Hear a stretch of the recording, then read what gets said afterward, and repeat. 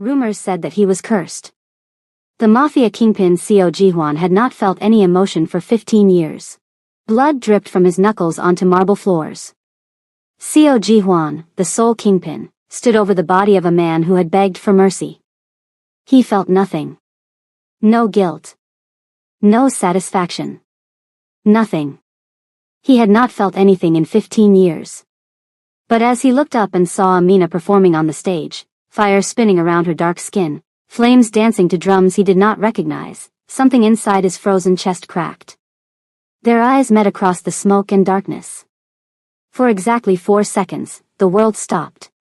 She faltered mid-spin, feeling the weight of his stare. He forgot to breathe, feeling something he thought was dead forever. The Ice King of Seoul had just found the one thing that could destroy him. A reason to feel. And Amina had no idea she had just become a target. This is the story of the Seoul Kingpin and the Nairobi Fire Dancer. When ice meets fire, something transforms. Let us begin with the night everything changed. Hello and welcome to Afro-Korean Romance Stories. Kindly subscribe to our channel so you don't miss out on more interesting stories like this one. Like this video and drop a comment to let us know what you think. 72 hours earlier, the underground club pulsed with dangerous energy. Crystal chandeliers hung from the ceiling, casting fractured light across the faces of Seoul's most powerful criminals. They gathered here once a month, the elite of the Biko clan, to conduct business in the shadows where the law could not reach them. Seo Ji-hwan sat in the VIP section, his posture perfect, his face carved from stone. The drums began. Not Korean drums. Something primal, ancient, calling to a part of Ji-hwan he thought had died 15 years ago. The underground club fell silent. Crystal chandeliers dimmed. Seoul's most dangerous criminals stopped mid-conversation and turned toward the stage. And then she appeared. Amina Kgetsi stepped into the spotlight with fire in her hands and defiance in her eyes. Orange and red fabric swirled around her dark skin. The flames at the ends of her poi burned bright enough to hurt. Ji-hwan leaned forward in the VIP section for the first time in a decade. The woman who had been draped across his shoulder moments ago was forgotten. The blood still fresh on his knuckles from the man he had killed an hour ago no longer mattered. Nothing mattered except her. She began to dance. The first spin sent fire in a perfect circle around her body. Ji-hwan's breath caught. He had never seen anyone move like that. Fearless. Alive.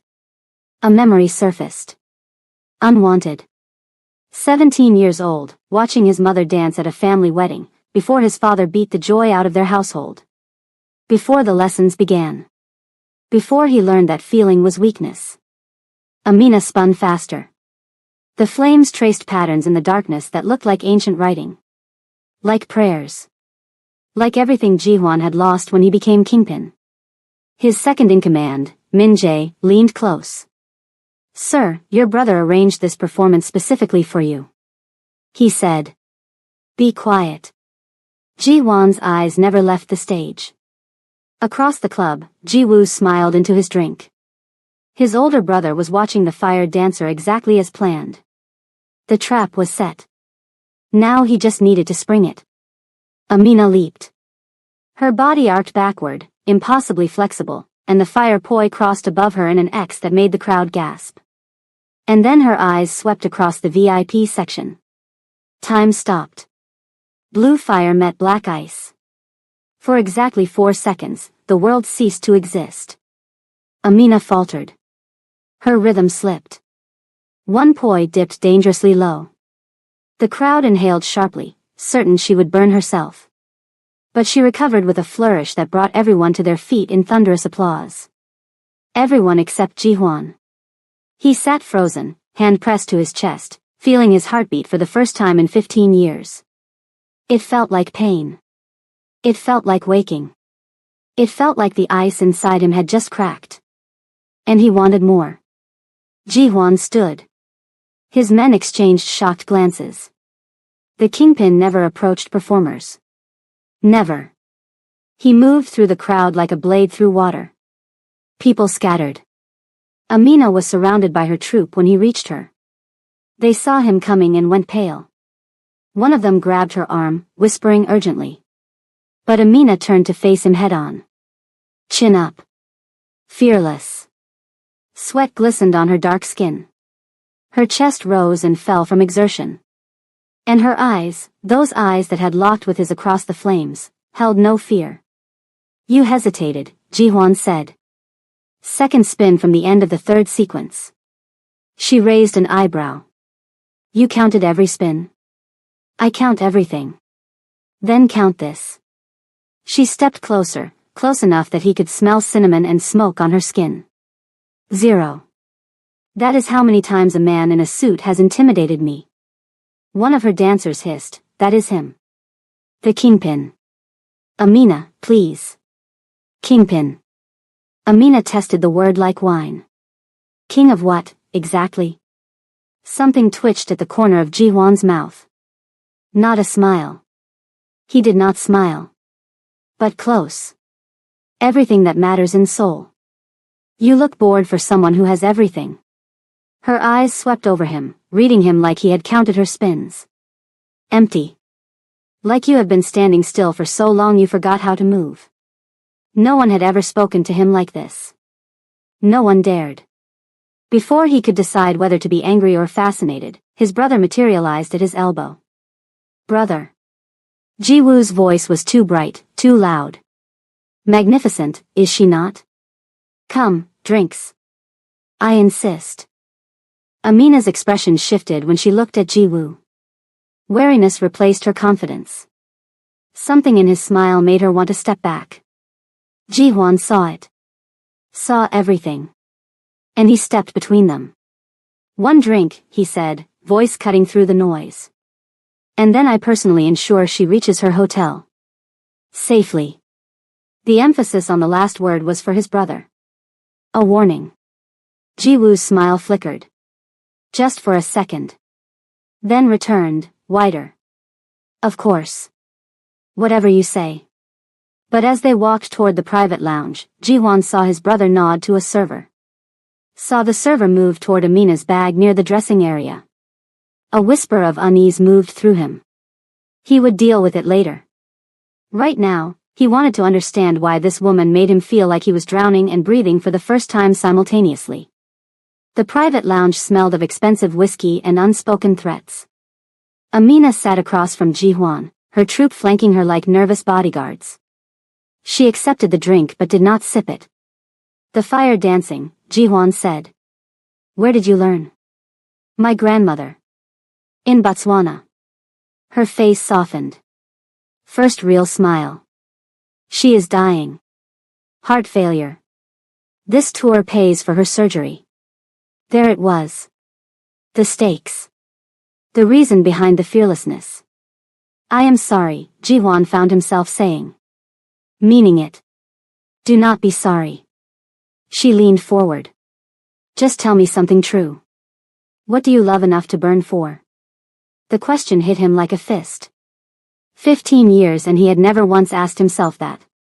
Nothing, he admitted quietly. That is the saddest thing I have ever heard. Ji-woo laughed from across the room.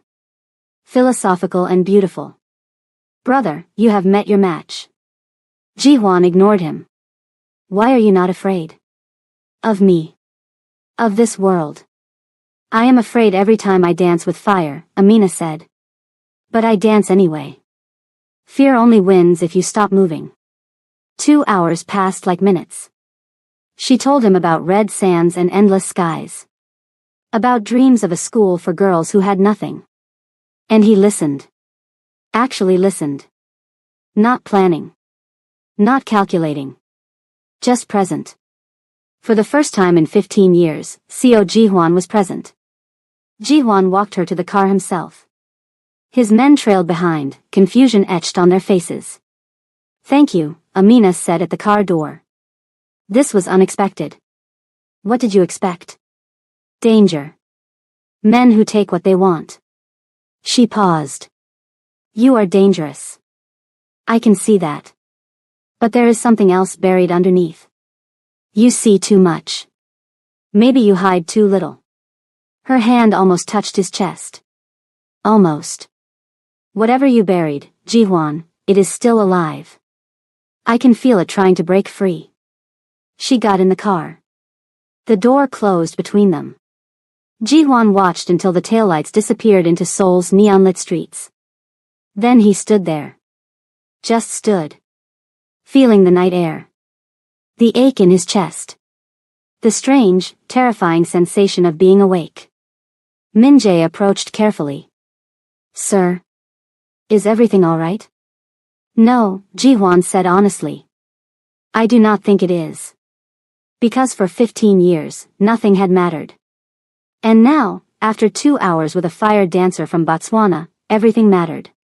It terrified him. Across the city, Amina collapsed onto her hotel bed, still wearing her performance costume. Her troupe was already asleep in adjacent rooms, but she could not rest.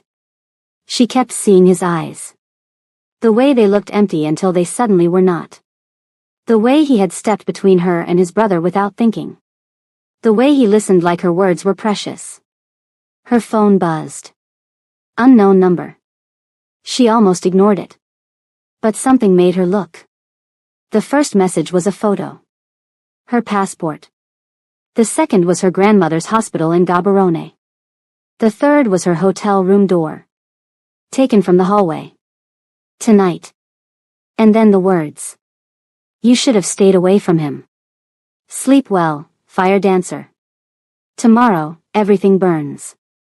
Amina's hand started shaking. Someone had been watching her. Someone had been planning something. And somehow, it was connected to the man with the frozen eyes who had looked at her as if she held the key to his salvation. She wanted to call the police, but what would she say? A powerful crime lord invited me for drinks and now someone is threatening me? She would sound insane. And something told her that in Seoul, the police could not protect her from whatever darkness was circling. Amina did not sleep that night. She sat with her back against the headboard, watching the door, jumping at every sound in the hallway. By morning, her eyes were red and her nerves were shattered. She had just decided to pack her things and leave the country immediately when the door exploded inward. 3 men in black suits burst into her room. Amina screamed, grabbing the lamp from the bedside table and swinging it at the first man who reached for her. It connected with his jaw, sending him stumbling backward. But there were too many of them. They grabbed her arms, her legs, lifting her off the ground as she kicked and fought with everything she had. Let me go. I have done nothing. Let me go. Her troop members rushed into the hallway, awakened by the commotion. Her cousin Tabo tried to intervene, but a gun appeared in his face, freezing him in place. Touch her again and I will kill every one of you, a suited man said calmly. The fire dancer comes with us. The rest of you will leave Seoul today if you want to live. Amina was dragged down the service stairs, thrown into the back of a black SUV, and driven through the awakening streets of Seoul. She memorized every turn, every landmark, every detail that might help her escape. But when the vehicle finally stopped and the doors opened, escape was the last thing on her mind. She was in a warehouse. Industrial. Cold. The kind of place where people disappeared and were never found. They threw her to her knees on the concrete floor. Pain shot through her legs, but she refused to cry out. She would not give them the satisfaction. And then she saw it. On a pedestal in the center of the warehouse, illuminated by a single spotlight, sat the most beautiful object she had ever seen. A dragon carved from jade, ancient and priceless, its scales seeming to shimmer with inner light. The Biko dragon. She had heard whispers about it at the club. The sacred symbol of the clan's power, passed down through generations. An elderly man in traditional Korean clothing stepped forward. His face was weathered, his eyes cold with judgment. This artifact was found in your hotel room this morning, he said. Hidden in your bag. The same bag you carried to our club last night. Amina's heart stopped. What? No. That is impossible. I have never seen that thing before in my life. The evidence says otherwise. Someone put it there. Someone is framing me. The old man's expression did not change. You were the only outsider with access. The only stranger in our midst. The punishment for stealing from the Biko clan is death. The word hit Amina like a physical blow. Death. They were going to kill her for something she did not do. She was going to die in a cold warehouse in a foreign country, and her grandmother would never know what happened to her. Please, she said, hating the tremor in her voice. I am telling you the truth. I am a dancer. I came here to perform and earn money for my grandmother's surgery. I do not want your artifact. I do not want anything except to go home. The door opened behind her. Footsteps echoed on the concrete. Slow. Deliberate. Powerful. She knew who it was before she turned around. She could feel him. That cold presence that had somehow made her feel warm. Seo Ji-hwan walked past her without a glance, his face carved from the same stone as always. He examined the jade dragon, running his fingers along its surface. You did this, Amina said to his back. Betrayal burned in her chest. You set me up. The drinks. The conversation. It was all a trap. Ji-hwan turned slowly. Their eyes met, and Amina searched for some hint of the man who had walked her to her car, who had listened to her stories, who had pressed his hand to his chest as if feeling his own heartbeat for the first time. She saw nothing. Only ice. I am asking the questions here, he said quietly. The elderly man stepped forward. We do not need questions. We need her head. The law is clear, Ji-hwan. She stole from us. She dies. Amina watched Ji-hwan's face. For a fraction of a second, something flickered in his eyes. Doubt? Concern? Or was she imagining what she wanted to see? I will handle her personally, Ji-hwan said. The elder frowned. This is not a matter for personal handling. The council demands. The council will have their answer in 7 days. Ji-hwan's voice was iron. If she stole the dragon, I want to know who she is working with. If she did not steal it, I want to know who framed us both. 7 days. Amina felt a tiny spark of hope ignite in her chest. 7 days to prove her innocence. 7 days to find out who was really behind this. 7 days to survive. The elder did not look pleased, but he nodded slowly. 7 days. Not a moment more. And if you cannot find the truth, her blood is on your hands. Ji-hwan's expression did not change. It always is. He gestured to his men. Take her to the estate. The East Wing. She does not leave that room. As they lifted Amina to her feet, she locked eyes with Ji-hwan one final time. I did not do this, she said. Whatever you think of me, whatever lies you have been told, I did not steal from you. Ji-hwan stared at her for a long moment. Then he turned away without responding. But Amina saw something that gave her hope. As Ji-hwan turned, his eyes swept across the warehouse, landing briefly on his brother Ji-woo, who stood in the shadows near the back entrance. Ji-woo was smiling. A small, satisfied smile that did not match the gravity of the situation. And Ji-hwan's jaw tightened almost imperceptibly when he saw it. He suspects something, Amina thought. He knows this is wrong. Now she just had to survive long enough for him to prove it. The east wing of Ji-hwan's estate was more luxurious than any hotel Amina had ever seen. The room they locked her in had silk sheets, a marble bathroom, and windows that looked out over a garden filled with cherry blossom trees. It was beautiful. It was also a prison. Amina spent the first hours testing every possible escape route. The windows were reinforced glass that would not break no matter how hard she struck them. The door was solid steel disguised as wood. There were no vents large enough to crawl through, no hidden passages, no weaknesses of any kind. She was trapped. And the clock was ticking. On the first night, she refused the food they brought her. On the second night, her hunger won out and she ate, hating herself for the weakness. On the third night, she tried to escape anyway, picking the lock with a hairpin she had hidden in her braids. She made it exactly 17 steps down the hallway before a hand closed around her arm and spun her around. Ji-hwan stood there in the darkness, his grip firm but not painful. He was dressed casually, black shirt and pants, his feet bare on the marble floor. He looked less like a crime lord and more like a man who could not sleep. Where exactly did you plan to go? He asked quietly. Away from here. Away from you. My men are stationed at every exit. You would not have made it to the gate. Then why did you stop me yourself? The question hung between them. Ji-won's grip on her arm loosened slightly, but he did not let go.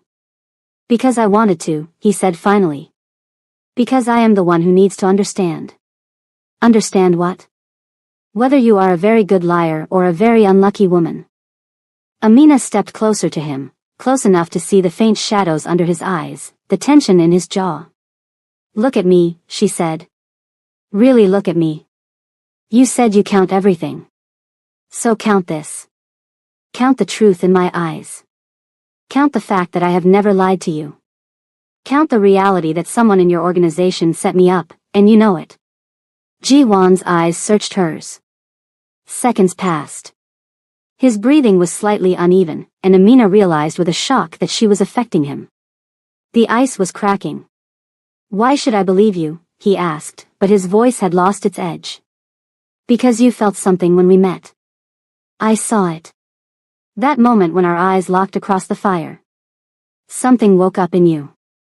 Amina's voice dropped to a whisper. And something woke up in me too. I do not know what this is between us, but it is real. And real things do not begin with lies. Ji-won released her arm as if it had burned him. He took a step backward, his walls slamming back into place. Return to your room. Do not attempt to escape again. Or what? You will kill me? You are already planning to do that in 4 days. 3 days, he corrected quietly. The council meets in 3 days now. The correction hit her like ice water. 3 days. She had wasted precious time. Then let me help, Amina said desperately. Let me prove my innocence. I will do whatever it takes. Ji-won was silent for a long moment. Then he said something that surprised her. Tomorrow morning, we will talk. Really talk. I will tell you what my investigator has found, and you will tell me everything about that night. Every person who came near you. Every moment you cannot account for. The next morning, Min-jae dropped a folder on Ji-won's desk. Inside were security logs, phone records, and one photograph that changed everything. The footage from the club was erased, Min-jae said. Only 15 minutes. The exact window when someone could have planted the dragon in her bag. Ji-won's jaw tightened. Someone with access to our security systems. Someone inside the clan. They were both thinking the same name. Ji-woo. Ji-won went to Amina's room that evening. He told her everything. The erased footage. The insider conspiracy. His growing suspicion about his own brother. So what happens now? Amina asked. We force his hand. Make him expose himself before the council. How? By giving him what he wants. An opportunity to finish what he started. 3 days later, they sprung the trap. Ji-won announced he was moving the Biko Dragon to a new location. Minimal guards. Maximum opportunity. Ji-woo took the bait. He arrived at the warehouse with 20 mercenaries. Not clan members. Outsiders. The very presence of them was grounds for expulsion. Brother, Ji-woo called out. Did you really think I would not find out? I was counting on it. Ji-woo's smile faltered. What do you mean? Hidden cameras are recording everything. The elders will see you using outsiders against your own kingpin. For a moment, uncertainty flickered across Ji-woo's face. Then it hardened. Kill them both, he ordered. Destroy the cameras. The fight was brutal but brief. Ji-won and Amina moved together, covering each other, fighting like they had trained for years instead of days. When Ji-woo grabbed Amina with a knife to her throat, she went limp, twisted free, and drove her elbow into his ribs. The elders emerged from shadows. They had seen everything. Co Ji-woo, Elder Choi pronounced. You have brought outsiders against your own clan. You have attempted to murder your kingpin. Ji-woo's face went white. They were going to destroy us. Ji-won is weak. But the evidence was undeniable. Amina expected expulsion. Expected justice. Expected it to be over. Instead, Elder Choi turned to Ji-hwan with cold eyes. Your brother's treachery is clear. But the council requires more than camera footage to expel blood. We need witnesses. Confessions. Proof beyond doubt. Amina's stomach dropped. You saw him try to kill us. We saw a confrontation that your kingpin orchestrated. Ji-woo could argue entrapment. Self-defense. Elder Choi's gaze was merciless. Until we have irrefutable proof, Ji-woo remains a member of this clan. Stripped of position, but not expelled. Not yet. Ji-woo's smile returned. Smaller now. But triumphant. Thank you, Elder. I look forward to clearing my name. They let him walk away. Amina watched in disbelief as the man who had framed her, who had tried to kill her, strolled out of the warehouse like he had won. This is insane, she breathed. He is guilty. Ji-won's hand found hers. Squeezed. This is not over, he said quietly. He made a mistake tonight. He showed his hand. Now we know exactly what he is capable of. And what do we do with that knowledge? Ji-hwan turned to face her. In his eyes, she saw something new. Not ice. Not emptiness. Fire. We wait. We watch. And when he makes his next move, we destroy him completely. Amina should have left. She was free now. Cleared of charges. She could fly home to her grandmother, forget Seoul, forget the kingpin with the frozen heart who was slowly learning to burn. Instead, she made a choice that would change everything. I am not running from your brother, she said. And I am not running from you. Ji-hwan stared at her. You should go. It is safer. Safe is not the same as alive. You taught me that. She stepped closer, took his face in her hands. I came to Seoul to dance with fire. I did not expect to find a man made of ice who needed melting. But here we are. Here we are, he repeated softly. So what happens now? Ji-hwan's hands came up to cover hers, pressing them against his cheeks. Now, he said, we find out if fire and ice can survive together. Or if we burn each other to ash. He kissed her then. Soft. Questioning. Full of promise and fear. When they broke apart, Amina smiled. I am willing to risk the burn if you are. I am, Ji-hwan whispered. God help me, I am. But neither of them knew that Ji-woo was already planning his next attack. And this time, he would not aim at Amina's freedom. He would aim at her heart. The first test came 3 weeks later. Amina had settled into a strange new life. She stayed at Ji-hwan's estate, not as a prisoner but as something neither of them had named yet. They shared meals. They talked for hours. He watched her practice fire dancing in the garden, and she watched the ice behind his eyes melt a little more each day. But outside their private world, whispers were spreading. The kingpin and the African. The crime lord and the fire dancer. The man who had never kept a woman longer than one night was suddenly inseparable from a foreigner who had been accused of theft just weeks ago. The clan did not approve. There is a gathering tonight, Ji-hwan said one morning over breakfast. The annual meeting of the elder families. I want you to come with me. Amina looked up from her tea. You want to parade me in front of people who think I am a thief? I want to show them who you really are. He reached across the table and took her hand. I want them to see what I see. Amina's heart swelled. This was Ji-hwan trying.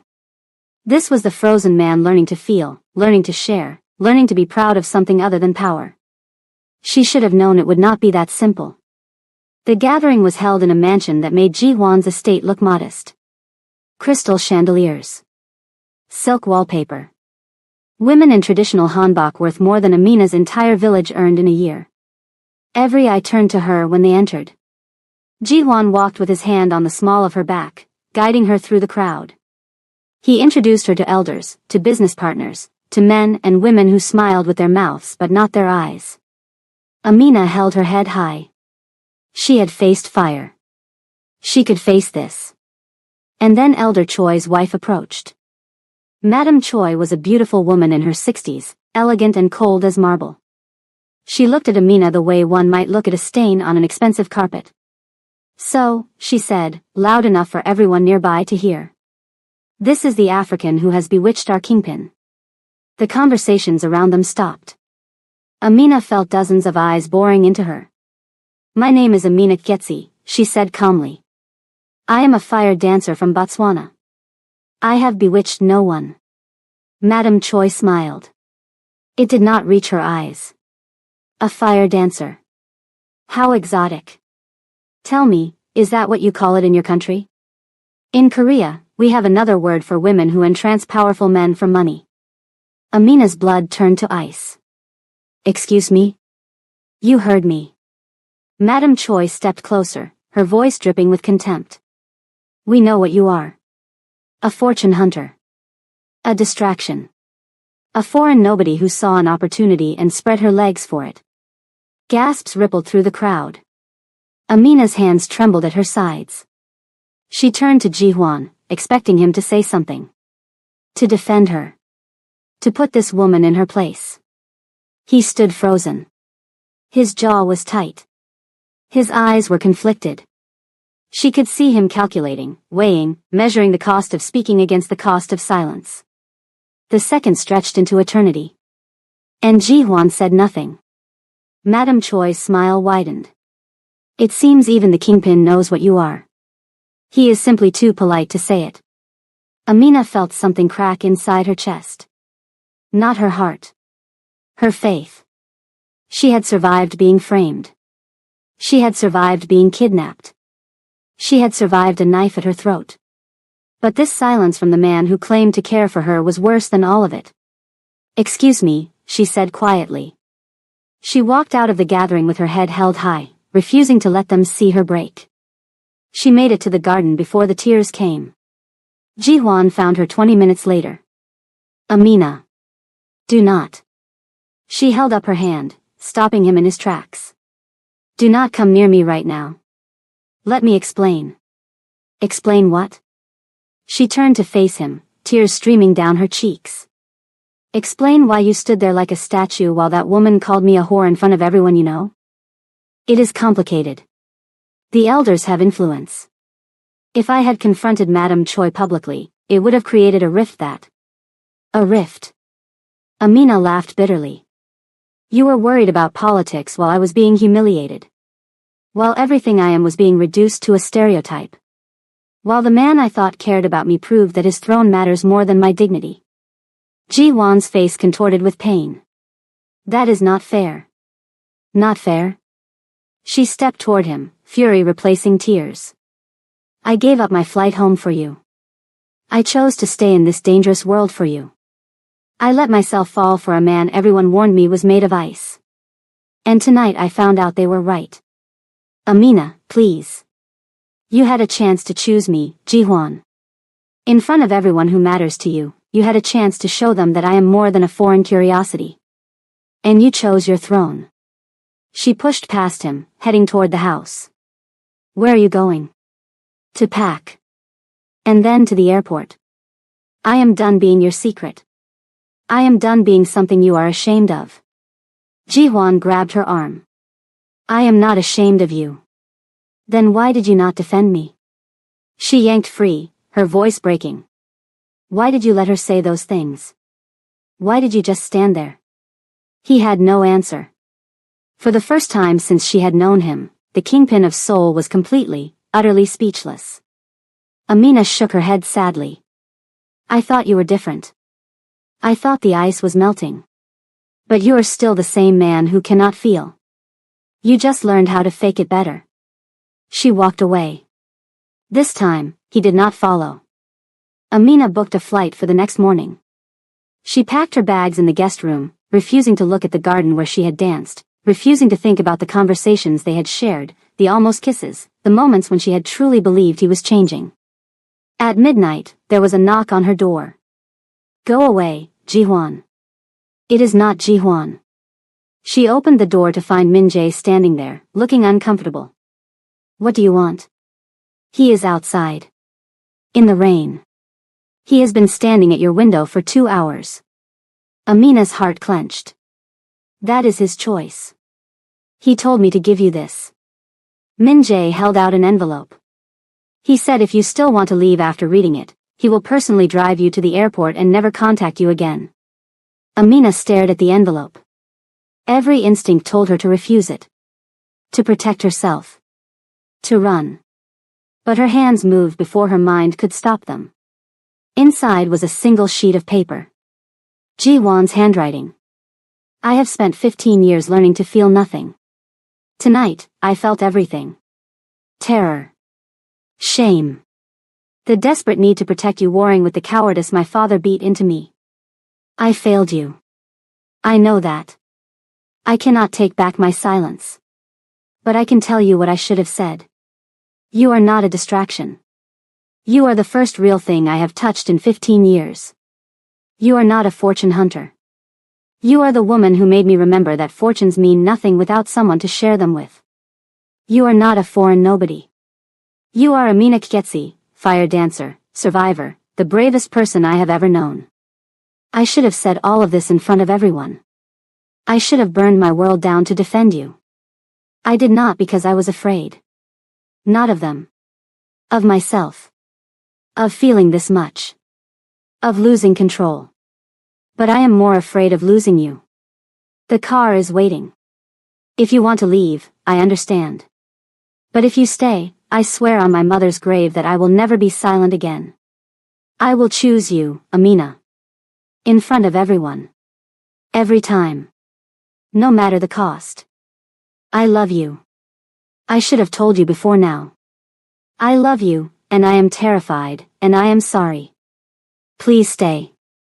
Amina read the letter 3 times. Her tears fell on the paper, smudging his words. She went to the window. He was there. Standing in the pouring rain, looking up at her room. Soaked. Shivering. But he did not move. Did not seek shelter. Just waited. She opened the window. You are going to get sick, she called down. I do not care. You look pathetic. I feel pathetic. Good. Silence. Rain. Then. Does that mean you are staying? Amina looked at the letter in her hands. At the man in the rain. At the choice before her. Her grandmother's voice echoed in her mind. Fire does not burn those who are meant to carry it. Come inside, Ji-hwan. Is that a yes? It is a, come inside before you catch pneumonia, you dramatic fool. She saw him smile. Even from this distance, she saw it. Real. Unguarded. Full of relief and love and the kind of hope that terrified men like him. 10 minutes later, he stood in her doorway, dripping wet, shivering. I am sorry, he said. I am so sorry. I know. I will do better. I swear. I know that too.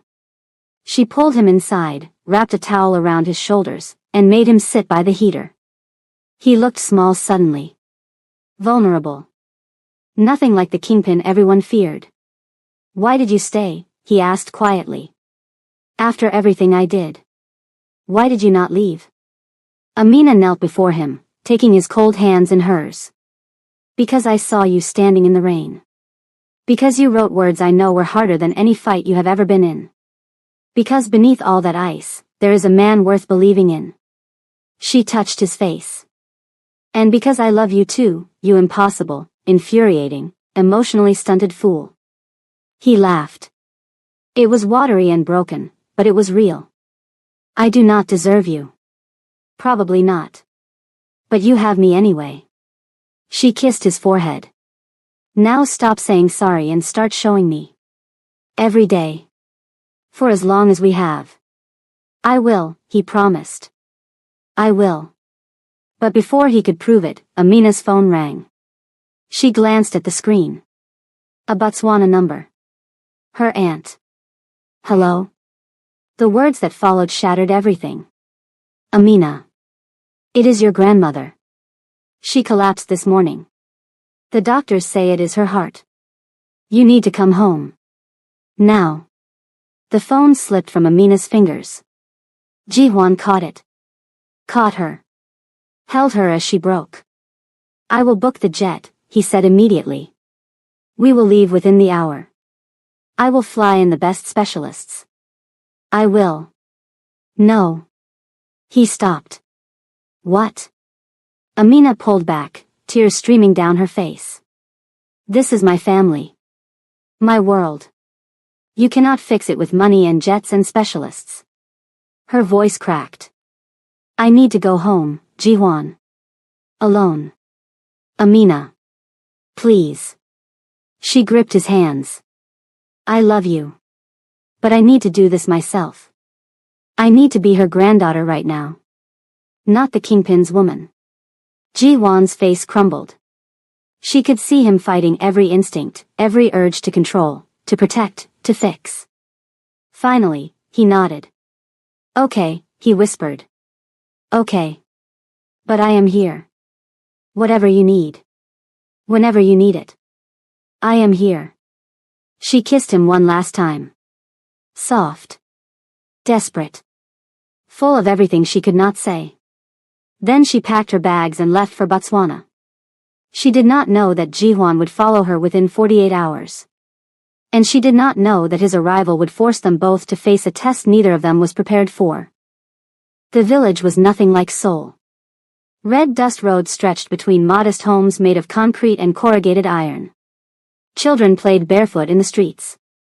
Women carried water on their heads, their laughter echoing across the flat, endless landscape. Amina had forgotten how much she missed it. She arrived at her grandmother's house just as the sun was setting, painting the sky in shades of orange and gold that no Korean sunset could match. Her aunt met her at the door, eyes red from crying. She is stable now. But weak. The doctors say her heart is failing. Amina found her grandmother in the small bedroom where she had slept as a child. The old woman looked fragile against the white sheets, her dark skin ashen, her breathing shallow. Grandmother. The old woman's eyes fluttered open. A weak smile crossed her face. My fire dancer. You came. Of course I came. Amina knelt beside the bed, taking her grandmother's thin hand. I will always come. You were in Korea. Chasing your dreams. Her grandmother's voice was barely above a whisper. Did you find them? Amina thought about Jihuan. About fire and ice. About love that terrified her. I found something, she admitted. I am not sure what to call it yet. Her grandmother studied her face with knowing eyes. A man. I can see it. You have that look your mother had when she met your father. Amina's throat tightened. It is complicated. Love always is, child. Her grandmother squeezed her hand weakly. Tell me about him. So Amina did. She told her grandmother everything. The performance. The kidnapping. The brother's betrayal. The cultural humiliation. The letter in the rain. When she finished, her grandmother was quiet for a long moment. He sounds like a man at war with himself. He is. He has been frozen for so long. But he is trying to change. Trying is not the same as changing. Her grandmother's eyes sharpened despite her weakness. Bring him here. Amina blinked. What? If this man wants my granddaughter, I need to see him. Not in his world where he is powerful. In mine, where he is nothing. Grandmother, he is the kingpin of Seoul. He cannot just. Then he is not worthy of you. Her grandmother's voice was firm. Any man can love a woman when he holds all the power. But a real man loves her when he has none. Bring him here, Amina. Let me see what he is made of. Amina wanted to argue. But she knew that look in her grandmother's eyes. There was no point fighting it. She did not have to call Jihuan. He arrived 2 days later. Amina was hanging laundry in the yard when a black car appeared on the dusty road. It looked absurdly out of place among the donkey carts and rusted bicycles. Neighbors stopped to stare as it pulled up to her grandmother's house. Jihuan stepped out. He wore simple clothes. Black shirt, dark pants. No suit. No entourage. Just one small bag over his shoulder and an expression of complete uncertainty. Amina dropped the sheet she was holding. What are you doing here? I could not stay away. He walked toward her slowly, as if approaching a wild animal. I know you said you needed to do this alone. But I realized something after you left. What? That alone is what I have been for 15 years. And I am done with it. He stopped in front of her, his eyes searching hers. I do not want to fix things with money and jets. I want to be here. With you. Even if I do not know how. Amina's heart cracked open. Ji-hwan. I know I am out of my element. I know I do not belong here. But you did not belong in my world either, and you stayed. You fought. You made yourself belong. He took her hands. Let me try to do the same. Before Amina could respond, a voice came from the doorway. So. This is the man who thinks he deserves my granddaughter. Ji-hwan turned. Her grandmother stood there, supported by Amina's aunt, wrapped in a colorful blanket despite the heat. She looked fragile but fierce. Yes, ma'am, Ji-hwan said. He bowed deeply, a Korean gesture of respect. I am Seo Ji-hwan. I know who you are. I researched you. Her grandmother's eyes were piercing. The soul kingpin. The man who kills without feeling. The son who was raised to see love as weakness. Ji-hwan's face tightened, but he did not look away. That is who I was. And who are you now? I am trying to find out. Her grandmother studied him for a long, uncomfortable moment. Then she turned and walked back inside. Come. We will talk. The conversation lasted 3 hours. Her grandmother asked Ji-hwan questions that made him flinch. About his father. About the mentor he killed. About the women he had discarded. About the emptiness he had cultivated like a garden. Ji-hwan answered everything. Honestly. Painfully. Amina watched him strip away every defense, every wall, every piece of armor he had built over 15 years. By the end, he was raw. Exposed. More vulnerable than she had ever seen him. Her grandmother leaned back in her chair, exhaustion evident on her face. You love my granddaughter. Yes. But do you respect her? Or do you just want to own her? The question hung in the air. Amina held her breath. Ji-hwan was silent for a long moment. When he spoke, his voice was thick with emotion. I do not know how to answer that. I have never respected anyone the way I respect her. But I also know that my instinct is to protect, to control, to possess. It is what I was taught. It is what I know. He looked at Amina, then back at her grandmother. I am trying to unlearn it. Every day. I am trying to be someone worthy of her. Trying is not enough. Then tell me what is. Tell me what I need to do. Her grandmother smiled. It was the first time Amina had seen her smile since arriving. Stay here. For 1 week. No money. No power. No guards. Just you, living as we live, working as we work. She leaned forward. Prove that you can be a man without your empire. Prove that you can love my granddaughter when you have nothing to offer but yourself. Ji-hwan did not hesitate. I will do it. You do not know what you are agreeing to. I do not care. Whatever it takes. Her grandmother nodded slowly. Then we begin tomorrow. Tonight, you sleep in the shed. Amina almost laughed at Ji-hwan's expression. The kingpin of Seoul, sleeping in a shed in rural Botswana. But he simply bowed again. Thank you for the opportunity. The week that followed broke Ji-hwan completely.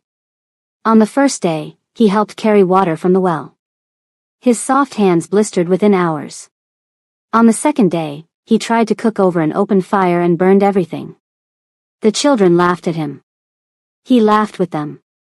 On the third day, he collapsed from heat exhaustion. Amina found him lying in the shade of a tree, covered in dust and sweat. You can stop, she said, kneeling beside him.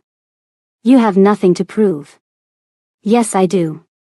He sat up slowly, wincing. I have spent my entire life proving myself through power. Through fear. Through control. For once, I want to prove myself through something else. Through what?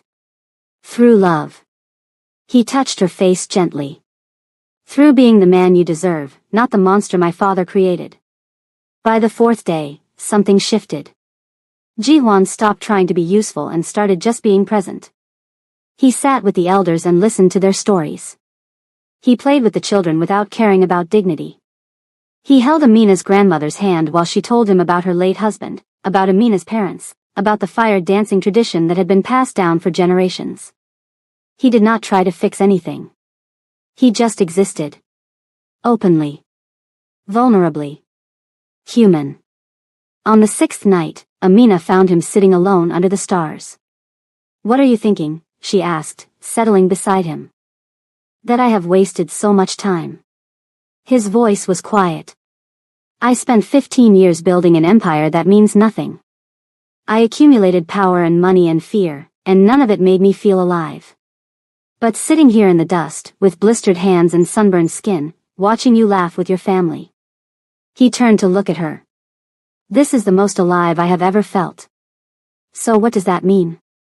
"It means I do not want to go back to who I was. It means I want to build something new. Something real." He took her hand. "With you." Amina leaned her head on his shoulder. "My grandmother likes you." "She terrifies me." "Good. That means you are paying attention."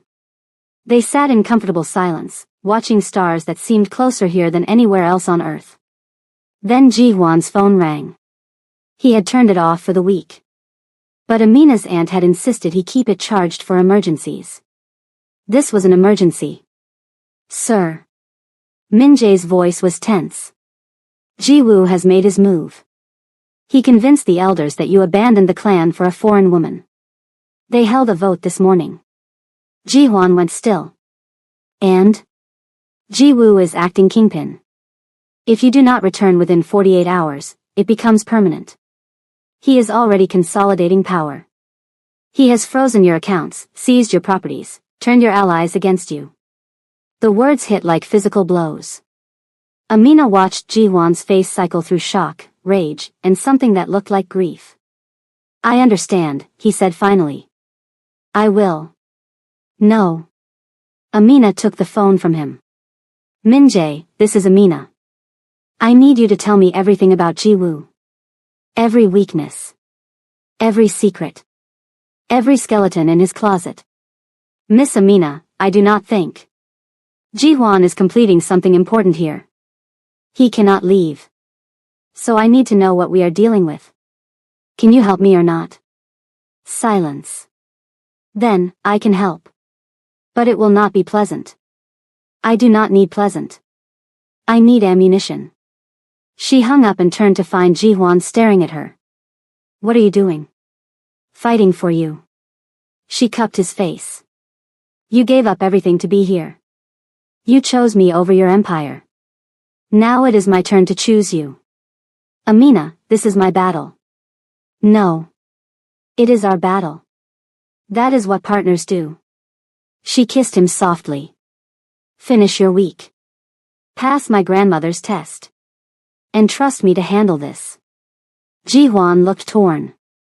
Every instinct was screaming at him to take control, to fix it himself, to be the kingpin. But he had spent a week learning to let go. "Okay," he whispered. "I trust you." On the seventh day, Amina's grandmother called them both to her bedside. She looked stronger now. The rest and the happiness of having her granddaughter home had restored some of her vitality. "You passed," she said to Ji-hwan. "Not because you carried water or survived the heat. But because you stopped trying to prove yourself and simply lived. That is what my granddaughter needs. A partner, not a protector. An equal, not a savior." Ji-hwan bowed his head. "Thank you. Do not thank me yet." Her grandmother's eyes sharpened. "I know what awaits you in Seoul. I know your brother has taken everything. I know you will return with nothing but the clothes on your back." "Yes." Good. She smiled. Because now you will discover what you are truly made of. And so will she. She looked at Amina. I tested him. But I was also testing you. Amina frowned. What do you mean? You gathered information while he was here. You planned.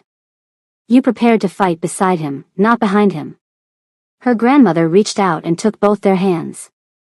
That is how I know this is real. You are not a damsel, Amina. And he is not a savior. You are partners. Equals. That is the only kind of love worth having. Amina felt tears streaming down her face. I love you, grandmother. I love you too, fire dancer. Now go. Save his empire. Build your life. And bring me great-grandchildren before I die. They flew back to Seoul that night. Min Jae met them at the airport with grim news. Ji Woo had moved faster than expected. He